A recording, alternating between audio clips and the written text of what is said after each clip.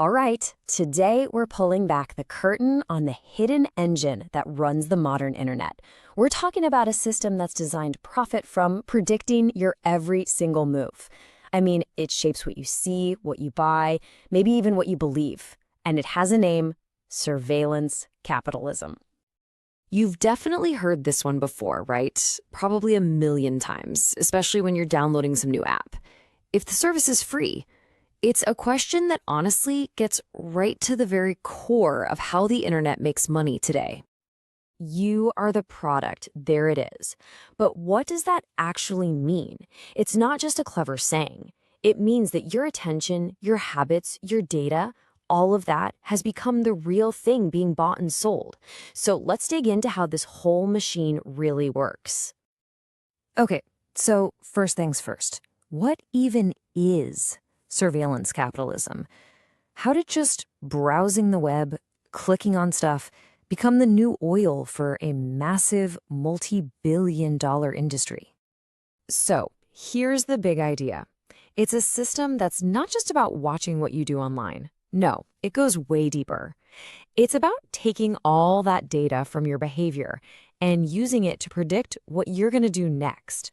Then, companies sell those predictions to advertisers so they can target you perfectly. It's kind of like we're all living behind a giant one-way mirror, and you can guess which side we're on. Just think about how different this is from, regular old capitalism. Normally, the deal is pretty straightforward. You pay money, you get a thing. Simple.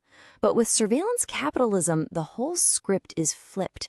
The real transaction is totally hidden from you. You get a so-called free service, and in exchange, they get to create an incredibly valuable product out of you. Okay, so how does this actually happen? How does you just scrolling through your feed turn into cold, hard cash for some giant company? Let's follow the data trail. It all kicks off with this idea called behavioral surplus. See, at first, companies were just collecting data to make their services better. But then they had a light bulb moment. They realized all the extra data, this kind of digital exhaust we all leave behind, was the real gold. We're talking about stuff like your location, how fast you type, even the tiny hesitations when you're scrolling. They figured out that all these little digital breadcrumbs could be used to predict what you're about to do. The whole process is really a three-step dance. Step 1, collection. They grab everything, every click, every swipe, every pause. It's all raw material. Step 2, prediction. Insanely powerful algorithms chew through these mountains of data to build a profile of you that is shockingly accurate, and then guess your next move. And finally, step 3, monetization. They sell those predictions. And here's the key thing to get. They're not really selling ad space. They're selling certainty. Certainty about what you will do. Now, this might all sound a bit abstract, maybe even a little sci-fi, but the consequences are anything but. They are very, very real. Let's look at a couple of big cases where this business model didn't just go wrong, it had a huge impact on all of us. Remember Cambridge Analytica? That was probably the big wake-up call for a lot of people. It all started with what looked like a harmless little quiz app on Facebook. But behind the scenes, it was harvesting the data of millions and millions of users, all without them knowing. And that data wasn't just collected, it was weaponized. They used it to build these super detailed psychological profiles to try and influence massive political events like the US election and the Brexit vote. But here's the part that should really send a chill down your spine. Cambridge Analytica didn't hack Facebook. They didn't break the system. They just used it exactly the way it was built to be used. The ability to collect data, build profiles, and sell influence, well, that was a feature, not a bug.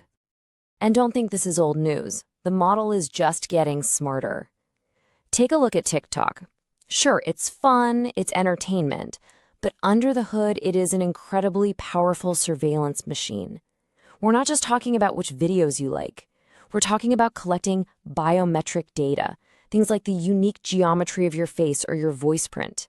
It can even track the rhythm of how you type on your keyboard. So why? Why go to all this trouble? The answer, as always, is money. And just an unbelievable amount of it. $200 billion. That was the estimated size of the US digital ad market back in 2022.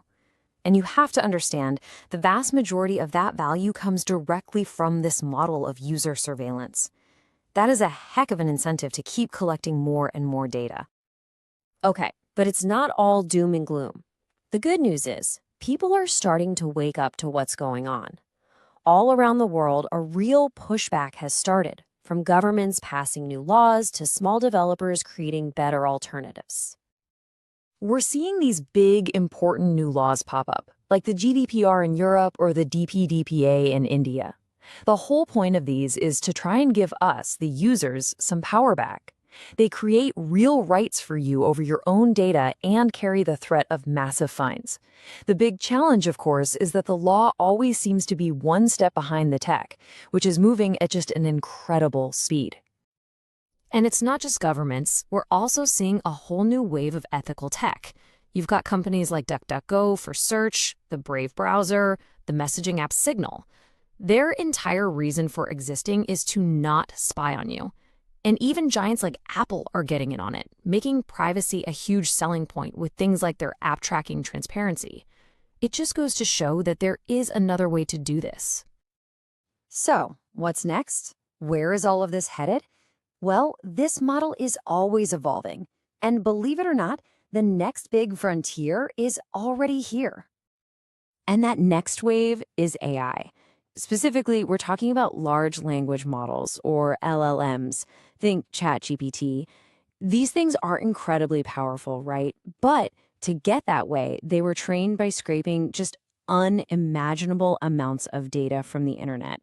Forums, social media, basically all of our public conversations. It really starts to blur the line between a useful tool and a brand new, massive form of data mining. And this creates a couple of pretty big risks. For one, our data was used to build these things, but did anyone ask us for permission? There was no informed consent. And second, think about what's in that training data. It's us.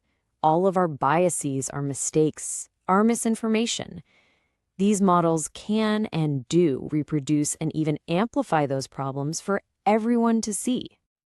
Look, the big takeaway here is that none of this was inevitable. Surveillance capitalism didn't just happen. It was built, one decision and one line of code at a time.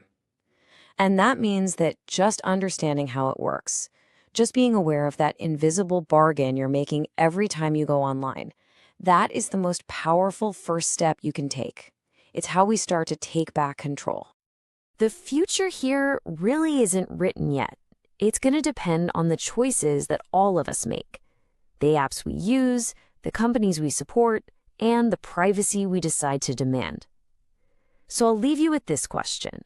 Now that you know the real price of free, what's your next click going to be?